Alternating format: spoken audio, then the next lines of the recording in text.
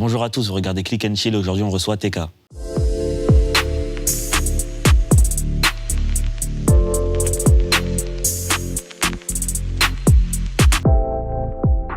Salut TK, comment ça va? Salut Alassane, ça va, merci, super, et toi? Ouais, ça va, merci. Donc toi, pour te présenter rapidement, tu viens du Panier à Marseille. Yes. C'est le plus vieux quartier de France, c'est ça? C'est ça. Et qu'est-ce que la ville, elle représente pour toi? La ville, elle représente, elle a fait ce que je suis en gros. Un Marseillais, quelqu'un du Sud. Et franchement, cette ville-là, je pense, pour moi, perso, comme tout le monde qui a grandi dans chaque ville, c'est la meilleure ville de France. Donc toi, tu sors tes premiers sons en 2016. Qu'est-ce qui t'a poussé à te lancer dans la musique? Poussé à lancer dans la musique, on a toujours été des fans de rap depuis petit. Et vers 2016, pour rigoler, on s'amusait à faire des petits freestyles dans un salon chicha d'un pote à moi. Et après, on s'est chauffé, on a pris une session studio et le son il sortait grave bien. Et on s'est dit, ah ouais, mais en fait là, c'est cool. Et on en a fait un deuxième, puis un troisième. Et c'est parti de là. Et du coup, tu disais que tu écoutes du rap depuis petit. T'écoutais quoi, par exemple? Petit, moi j'ai découvert le rap avec L.I.M, Kamel l'Ancien. L.I.M, Kamel l'Ancien, Alpha 520, Booba, Rof, toute cette génération-là. Et du coup, avec d'autres rappeurs, après avoir publié pas mal de morceaux, vous êtes repéré par Jul. Il vous invite à son Planète Rap. Et à partir de ce moment-là, ça commence à prendre pas mal, t'as de la visibilité. Et tu continues à sortir des singles et des freestyles. Après ça, tu signes sur son label, c'est ça? C'est ça. Rien sans rien. Et avec lui, tu fais pas mal de collaborations, notamment La Night, qu'on va écouter tout de suite. Je rôde, je gamberge, je suis mal. Je vis la night. Tu fais la guerre, tu chars. La white. Tu te fais stanker, faut rester tranquille. Millions d'euros pour maman et je peux mourir tranquille. Faudra pas tester mon gars, frappe du chic dans les mangas. Je suis le futur comme Filali, Aubameyang, Denis Bouanga. Toi, t'enchaînes les morceaux pour arriver à ton premier album, qui s'appelle Pa Wahda. Qu'est-ce que ça veut dire? Pa Wahda, c'est un peu... c'est une expression pas précise sur quelque chose. C'est un peu un mode de vie, en mode Pa Wahda, ça veut dire, je sais pas, en ce moment je fais rien, il n'y a Pa Wahda, ça a plusieurs sens, tu vois. C'est un sens un peu pour dire c'est la hasse, ou j'ai pas d'argent, ou il n'y a rien à faire, ou c'est mort, ou j'ai pas de meuf. Et du coup, la cover, c'est une référence à Dragon Ball, avec Yes. le chemin du serpent. Donc c'est un chemin qui mène vers la planète Kaio, pour ceux qui connaissent pas. Et en dessous des nuages, c'est l'enfer. Toi, qu'est-ce qui se trouve sur le bord du chemin? Quand on a imaginé cette cover, on s'est inspiré du fait que le chemin, en gros, dans la musique, il était vraiment difficile et parsemé d'embûches et tout ce qui s'ensuit. Et qu'on espère qu'à la fin, l'arrivée, elle soit belle. Et comme c'est le premier album, on s'est mis au tout début du chemin. Et sur le long du chemin, on peut apercevoir plein de petites dégradations, des petits trucs qui montrent que ça va pas être facile. On le sait, on est prêt et on va y arriver. Et du coup, qu'est-ce qui se trouve au bout de ce chemin? Nous, on s'est dit, ce qui se trouve au bout de ce chemin, c'est la possibilité que tout ce qui était avant reste avant, tu vois. C'est-à-dire être quelqu'un de quartier, avoir des galères, des bourbiers, tu sais, tous ces trucs-là, toutes ces galères de vie qu'on a rencontrées pendant notre jeunesse, notre adolescence et qu'on rencontre jusqu'à aujourd'hui. Qu'on espère atteindre ce point où on sera tranquille et Sans problème. sans problème. Donc là, c'est une ref à Dragon Ball, mais est-ce que tu regardes d'autres animés ou pas? J'ai regardé Attaque des Titans, mais sinon j'ai vite décroché les animés quand j'ai commencé à avoir le droit de sortir de la maison. Donc j'ai préféré aller vivre la vraie vie Dehors. dans les ruelles du quartier. Et dans cet album, tu parlais du fait que tu n'avais pas le permis. Est-ce que c'est toujours le cas? C'est toujours le cas. Tu comptes le passer ou pas du tout? Si, je compte le passer en fait. Il faut que je le passe vraiment. À chaque fois, je dis je vais le faire. Et manque de motivation, manque de temps. Chaque fois, je laisse traîner, mais je pense que je vais vite boucler ça. En plus, c'est faisable en 2 semaines maintenant. Donc, je pense que je prendrai 2 semaines où je me concentrerai. Et on a aussi beaucoup de kickage. Toi, c'est un exercice que tu aimes bien. Yes. Et c'est qui tes influences un peu dans ce domaine? Dans le kickage, en fait, j'ai pas d'influence directe dans le kickage parce que moi, j'ai ma façon à moi de percevoir le kickage et c'est pas que de l'enchaînement en fait. C'est plus la façon dont on pose, l'impact des phrases, des mots. Et moi, j'ai toujours kiffé la façon de poser de beaucoup d'artistes. Par exemple, dans le kickage, j'ai toujours kiffé Rof. J'ai aussi kiffé, ça va paraître bizarre, mais j'ai kiffé Black M aussi, dans le kickage. Et voilà, et franchement, j'ai toujours été inspiré de tous ces rappeurs que j'ai écoutés toute mon adolescence et jusqu'à aujourd'hui. Et t'écoutais pas que du rap? Je crois que t'écoutais Stromae aussi beaucoup. Ouais, Stromae, beaucoup. Et que t'aimes beaucoup Rosalia, je crois. Aussi Rosalia. Là, elle sera en concert à Paris fin d'année. Est-ce que tu vas y aller? S'il y a la possibilité, franchement, ouais, si c'est possible sur le planning, j'espère y être. Hein. Et dans un des morceaux de l'album, tu parles de marques comme CP Company, Stone Island. C'est des marques qu'à l'époque, on voyait pas trop, mais qui aujourd'hui sont un peu partout. C'est important pour toi, les sapes? En vrai, c'est pas si important que ça, parce que nous, à Marseille, franchement, on n'est pas grave centré sur être au top du luxe, tu vois. Nous, on aime juste être frais et on aime bien suivre les codes qu'il y a autour de nous, tu vois. Et nous, depuis petit, nous, à Marseille, CP Company, Stone Island, ça a toujours été la marque des grands. Et nous, on a toujours été inspirés par les grands, fascinés par les grands.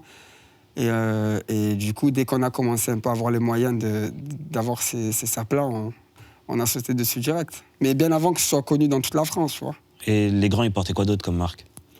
Après, il y avait les marques de base, tu vois, le Prada, tout ce qui s'ensuit, Prada, Louis Vuitton. Mais en vrai, nous, c'était les marques de la crapulerie, tu vois. C'était en mode, c'est les grands du quartier, c'est crapuleux, Stone, CP, ces trucs de gangst. Et on a été fascinés par ça, donc en grandissant, on a continué. Il y a un morceau qui s'appelle Bon anniversaire maman, et dedans tu dis t'as bien fait, CAP sous dur 1400 €. Est-ce que c'est un destin qui aurait pu t'arriver ou pas? Je pense que ouais, en fait, c'est un destin qui aurait pu arriver à tout le monde, à moi, à n'importe qui. C'est des choix de vie. C'est même pas des choix, des fois ils sont imposés par le destin, mais c'est des choix qu'on fait à certains moments entre choisir cette vie-là ou cette vie-là. Et je me dis que chaque personne a une façon de voir à ce moment-là la vie et de faire ces choix-là. Ce premier album, ça a été un succès à la fois dans la critique, mais aussi dans les chiffres. Dessus, on a pas mal d'invités comme Jul, Linda, Gambi, Zao et Huss l'Enfoiré. Qu'est-ce que tu fais comme bilan de ce premier CD? Franchement, ce premier album, je pense que j'aurais pas pu faire mieux, en fait. C'est vraiment l'album, le meilleur album que j'ai pu donner à ce moment-là. Et je me dis que la réussite, j'attendais pas une aussi grosse réussite de ce projet, mais elle a été là parce que voilà, il y a vraiment une fanbase derrière qui suit, qui soutient et qui donne la force. Et tous les artistes présents sur le projet ont joué le jeu, ont fait le truc à fond. Et je pense que c'est toutes ces choses qui sont alignées qui ont fait que ça a marché et que ça a plu aux gens. Et après ça, donc, t'enchaînes les singles en 2021. Et en fin d'année, tu sors le projet Warming Up. Dessus, on a Sasso et l'Allemand. Et pourquoi revenir avec un projet court? Ce projet, il n'était pas prévu de base. C'était vraiment on était vraiment en mode studio. On était en train d'enregistrer le prochain album. Et on a eu quelques titres qu'on fuitait. Et vu que ça faisait, à ce moment-là, ça allait faire 1 an qu'on n'avait pas sorti de projet, on s'est dit, en vrai, en attendant que l'album y sorte, on prend tous ces titres qu'on fuitait, on les met à disposition du public sur les plateformes dans de bonnes conditions et on y rajoute quelques tracks bonus et on en fait un petit projet. Et du coup, en quoi c'est différent de travailler des morceaux comme ça que l'album? Il n'y a pas grand-chose de différent. Peut-être le mindset au moment où tu bosses, parce que quand je suis en studio à ce moment-là, je me dis, je commence à faire l'album. Je ne suis pas dans l'album encore psychologiquement. Et tu as vraiment cette liberté de te dire, je fais de la musique et je fais vraiment ce que j'ai envie de faire et ce qui me passe par la tête et par le cœur, sans viser une quelconque réussite ou une quelconque musique commerciale qui va apporter un succès ou des stats. Et j'étais vraiment en mode free au moment où j'enregistrais ces morceaux-là. Parce que toi, quand tu prépares un album, tu te dis là, je vais préparer l'album, donc je fais les sons, ou c'est plus une sélection de morceaux que tu as fait? Psychologiquement, quand tu sais que tu rentres dans un album, tu t'imposes une pression. Enfin, personnellement, je ne m'impose pas de pression, mais je m'impose le fait que là, il faut que je fasse du quali. C'est pour l'album, c'est pas pour s'amuser, là, c'est sérieux. Tu sais, genre, là, c'est évaluation. Ouais, le contrôle. C'est sérieux, là, c'est pas les devoirs, c'est le contrôle.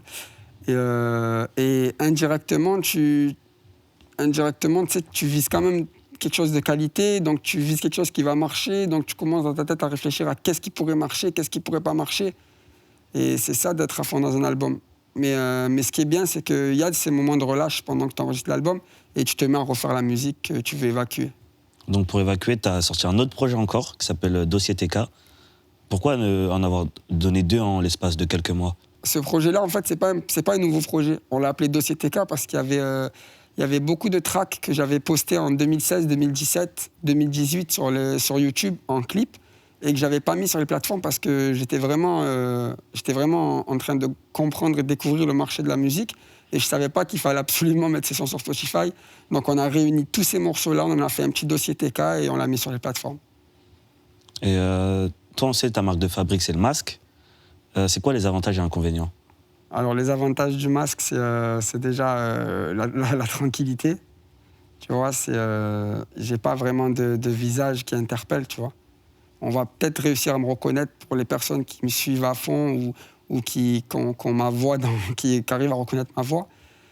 Mais sinon, j'ai pas de visage qui interpelle de loin, ou, tu sais. Donc j'ai vraiment cette tranquillité-là. Et en inconvénient, c'est surtout d'être très attentif, faire attention, tu sais, pour pas que ça fuite, si t'es avec des gens, prendre des précautions, ne pas s'exposer à tout le monde. Et ça demande beaucoup d'attention de ma part ainsi que celle de mon entourage. Et on n'est jamais à l'abri d'un gars à toi qui, tu sais pas, tu te disputes dans quelques temps ou quoi. Il sort ton visage comme ça. Voilà, tu vois. Mais pour l'instant, tout va bien. Du coup, je me demande, quand tu fais du live, des freestyles, des concerts, est-ce que tu fais du playback ou pas? J'ai un masque spécial pour les shows, en fait, avec un trou, et quand je prends le micro, j'ai la voix qui passe. Ok, ça. Et donc, on le sait, tu viens de Marseille, et vous avez vos propres codes, vos propres langages. C'est quoi ton expression marseillaise préférée? Il y en a trop. Il y en a trop. Nous, il y avait, déjà, à un moment, c'était Pawahda. On était matrixés par Pawahda, on l'utilisait pour tout et n'importe quoi. Après, sinon, il y a, je sais pas, il y a... Parce que nous, en plus, on est du centre-ville, tu vois. Donc, on a aussi nos mots à nous qui se disent que dans le centre-ville. C'est un peu compris dans Marseille, mais si tu sors de Marseille, les mots qu'on a nous en ville, tu vois, ils deviennent vite compliqués à comprendre. Mais on a notre langage à nous, et mon expression préférée, je saurais pas te dire laquelle, vraiment. Je sais pas, il y en a une, c'est à la bœuf. Ça veut dire quoi? À la bœuf, ça veut dire tu es bien, tu es en bombe.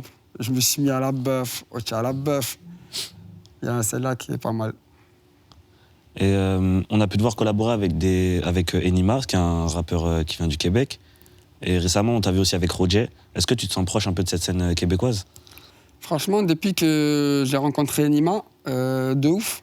Et je me rends compte qu'on a carrément la même façon de penser, les mêmes valeurs, la même vision de la musique, de la façon de vivre, de rencontrer des gens, de tout.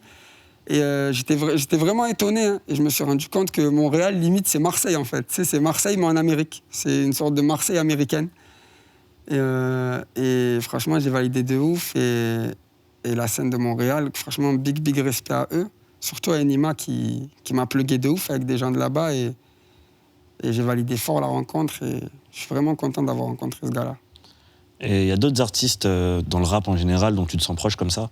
Moi, après, tu sais, si je suis proche de quelqu'un, c'est vraiment sincère, tu vois. Je vais pas faire le truc à moitié. Si je te vois comme un poteau, genre, t'es mon frérot et vas-y, c'est carré, ça bouge pas. T'as des gars comme Enima, t'as par exemple l'UJPK que j'ai rencontré il y a pas longtemps, qui est devenu grave un poteau. T'as le frérot Huss, pareil pour Gambi. Après, t'as aussi les artistes, tu sais, de chez nous. À Marseille, bon, ça, c'est aussi des potes d'avant le rap. Des gars comme NIC, ou tu vois, il y a plein de gars, des gars de notre secteur comme 2048. Après, il y a aussi les petits frérots qui rappent. Il y a le F, il y a Béné, il y a Missan, il y a le petit RR. Mais vraiment, j'ai pas de relation spéciale avec quelqu'un, tu vois. Vraiment, nous, c'est l'humain. Ça veut dire, ça se peut, nous, là, après, on finit dans les loges, ça match, on mange ensemble ce soir, et vas-y, t'es le frérot, c'est fini. Avec plaisir. Hein. Et il y a un autre artiste avec qui tu as collaboré récemment, et je crois qu'il a une question à te poser. Ça va ou quoi? J'espère que tu vas bien, que la sortie du projet va tout niquer. De toute façon, j'en doute même pas, les morceaux que tu m'avais fait écouter, ils étaient trop énervés. J'ai une petite question pour toi, pour ton interview. Je voudrais savoir, si tu avais l'occasion comme ça, en claquant des doigts, d'aller visiter n'importe quel endroit du monde, où est-ce que tu irais? Voilà. Je trouve que tu racontes déjà tellement bien ta personne dans ta musique que j'ai plus envie de te poser une question qui n'a rien à voir. Je voulais aussi un petit peu savoir c'était quoi ta paire de TN préférée, mais je me suis dit que c'était plus intéressant. J'espère que tout va bien. Grosse force pour la sortie. Nique tout. De toute façon, j'en doute même pas. Trop hâte d'avoir le projet. On est en bleu sang.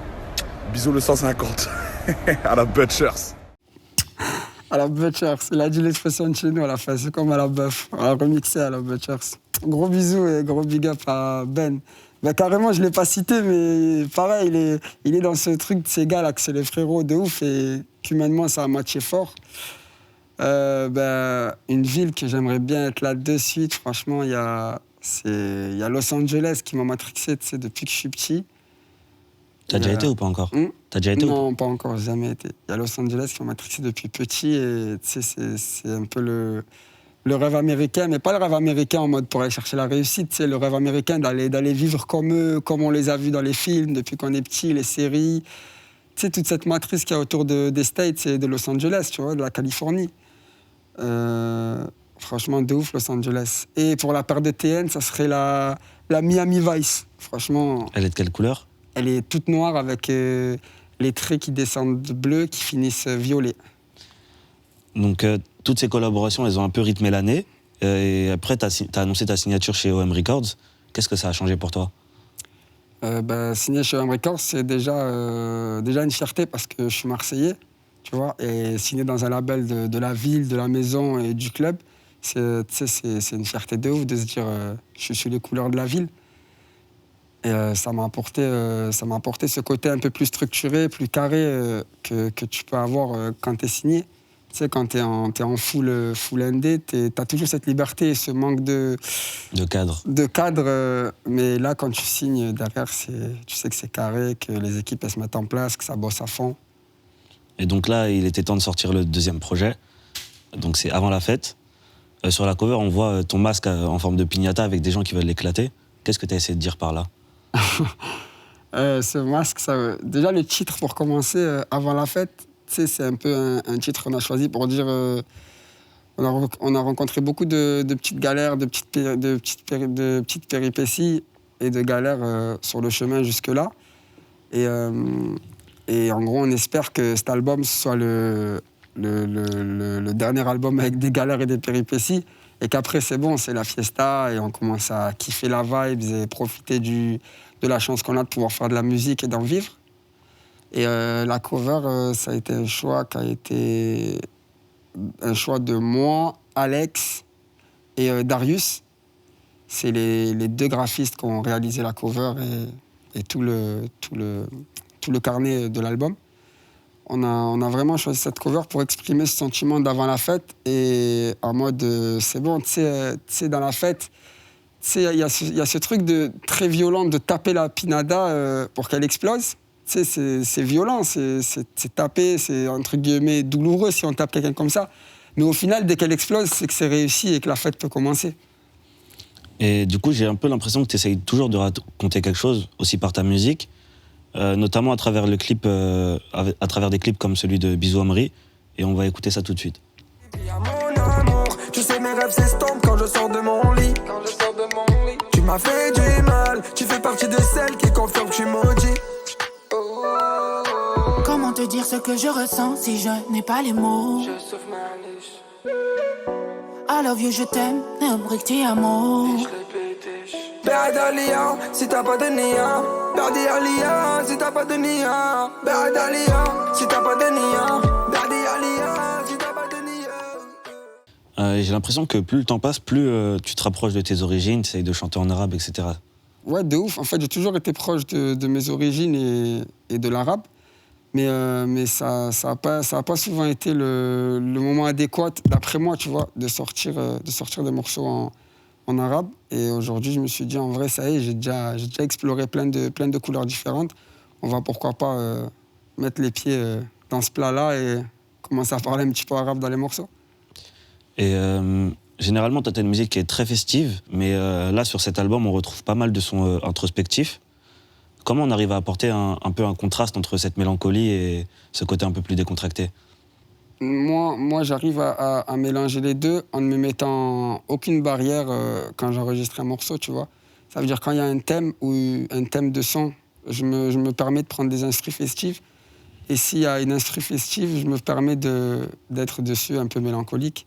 Et en gardant cette liberté de me dire j'y vais, je fonce, il n'y a pas de code à respecter, ça permet de pouvoir s'exprimer librement sur les sons et mélanger un peu tout. Et tu parles à plusieurs reprises de trahison, qu'elle soit amicale ou amoureuse. Dans quelle mesure ça t'a impacté dans la vie ? Parce que comme je l'ai vécu, dans les deux cas, ça m'a vraiment impacté parce que dans les deux cas où c'était vraiment des moments où je me suis senti, tu sais, je me suis senti pris en traître, on va dire, vraiment, dans ces trahisons-là. Je m'y attendais vraiment pas, tu vois. Je suis tombé de haut et j'ai été surpris de ouf. Et jusqu'à présent, ça m'a marqué, tu vois. Et bon, on a l'intelligence de ne pas se bloquer et se dire on va plus jamais faire confiance à personne. Mais ça m'a marqué de ouf. Et du coup, sans le vouloir moi-même, ça ressort tout seul quand j'écris les musiques. Et j'en parle même sans faire exprès, en fait. Et on a un morceau que je trouve très beau. C'est du storytelling où tu mêles justement le français et l'arabe. Il s'appelle ما تريسكيش et on écoute tout de suite. ما تريسكيش نو نو نو شوف الاخرين ما ربحوا والو ما تريسكيش افتح حما شوف الاخرين ما ربحوا والو ولد الحما il est dégoûté, il en revient pas. Ici aussi c'est dur mais ça il le savait pas. Et pour avoir les papiers va falloir serrer les dents. Il doit faire un gosse à une meuf qui lui plaît même pas. Il a quelques amis, c'est sa deuxième famille. Il fait quelques mandats, à la première dans la Zermie. Il leur dit que tout va bien, souriant il les rassure. Je lui demande s'il a mangé à la zone mais il est pas sûr. Dans ce morceau, tu racontes l'histoire de quelqu'un qui essaye de rejoindre la France. Et tu parles de qui ? Je parle pas de quelqu'un précisément. Nous, à Marseille, tu sais, nous, on habite au centre-ville. Et au centre-ville, nous, on est réputé pour avoir plein de quartiers où il y a beaucoup de personnes qui sont immigrées, que ce soit du Maghreb, d'Afrique, de n'importe où. C'est vrai, c'est vraiment l'endroit le plus cosmopolite, je pense, de France. C'est le centre-ville de Marseille. Et au final, ces gens-là, ils viennent depuis des années, tu vois, du pays, que ce soit France, Algérie, Maroc, Sénégal, Libye, Tunisie, tu vois, de tous ces pays-là. Et en ayant grandi avec eux, on a appris à vivre avec eux, mais on a appris aussi à les comprendre et à savoir c'est quoi la vie de quelqu'un qui vient de loin, tu vois, et qui vient pour vivre ici. Et le refrain, c'est « Ma trisquish », ça veut dire « ne risque pas », en gros. « Chouf l'okhalin ma rebhou walou », regarde les autres, en gros, ils n'y ont rien gagné en prenant ce risque-là, parce qu'il faut savoir que ces gens-là, quand ils quittent leur pays et qu'ils viennent vivre en France, dans 90% des cas, ils viennent seuls, ils connaissent personne ici, et ils laissent tout derrière eux. Et en plus de ça, le passage, il coûte hyper cher, c'est-à-dire qu'il coûte ça dépend des périodes ou des contacts, entre 4 et 10 000 euros. C'est-à-dire que c'est l'équivalent de presque 8 ans ou 10 ans de travail, par exemple en Algérie. Et ces personnes, quand elles quittent le pays, elles arrivent ici. Non seulement, avant d'arriver, elles risquent leur vie en traversant la mer. Ça veut dire qu'elles ne sont même pas sûres d'arriver. Il y a énormément de personnes qui ont perdu la vie en tentant la traversée de la Méditerranée ou du détroit de Gibraltar. Et ce que je veux faire comprendre, c'est que, en gros, tu quittes tout ça, tu quittes ta vie, tu laisses tout derrière pour risquer ta vie, arriver ici et peut-être vivre encore dans de plus mauvaises conditions que ce que tu vivais en bas. Et en gros, ça veut dire réfléchis 2 fois, regarde les autres, qu'est-ce qu'ils sont devenus, où ils ont atterri et comment ils sont en train de vivre, avant de te dire est-ce que c'est vraiment le bon choix de venir vivre ici. Par exemple, on a des potes à nous qui ont grandi avec nous. Tu sais qu'aujourd'hui, ils ont nos codes, notre langage, notre façon de vivre. Ils pensent comme nous, ils s'habillent comme nous, ils aiment tout comme nous, tu sais, malgré qu'ils ne soient pas nés ici. On ayant fait la traversée en pleine adolescence, à 13, 14, 15, 16, 17 ans. Et tu sais, ils sont ici. Des fois, il y en a qui perdent des parents là-bas. Ils ne peuvent même pas retourner parce qu'ils sont en situation... ils sont en situation, tu sais, ils sont en irrégularité ici. Et ce son, c'est pour faire comprendre qu'en gros, c'est pas du tout ce que tu penses de venir vivre en France, même si c'est très, très dur en bas. Il faut vraiment réfléchir et se dire, comprendre là où tu vas mettre les pieds. Donc tu parlais de gens dont tu es proche à Marseille, et tu es aussi proche de ta communauté, tu les appelles la Timpa Wahda, et comment un peu tu leur rends toute cette force qu'ils te donnent ? J'essaie de leur rendre en... Je sais qu'ils demandent pas grand-chose, tu vois. Ils vont pas demander de l'argent ou demander un salaire ou quoi que ce soit. Je sais qu'ils ont juste besoin de reconnaissance et aussi d'une présence, tu vois. D'être présent sur les réseaux avec eux, pour eux. Des fois, j'essaie de leur rendre en leur donnant de l'exclu ou en leur donnant des avantages. Dès que je peux, aller à la rencontre, créer des événements. C'est tout ce que je peux faire, vraiment, je le fais de ouf parce que je suis vraiment conscient et j'ai envie de leur faire ressentir que je suis conscient que si aujourd'hui on en est là et que ça continue à marcher, c'est grâce à eux. Donc, tu fais pas mal de lives sur Insta. Ouais. Et sur certains lives, il y a du coup ta communauté qui t'a aidé à écrire des morceaux. Ces morceaux, on peut les retrouver sur la version physique du projet.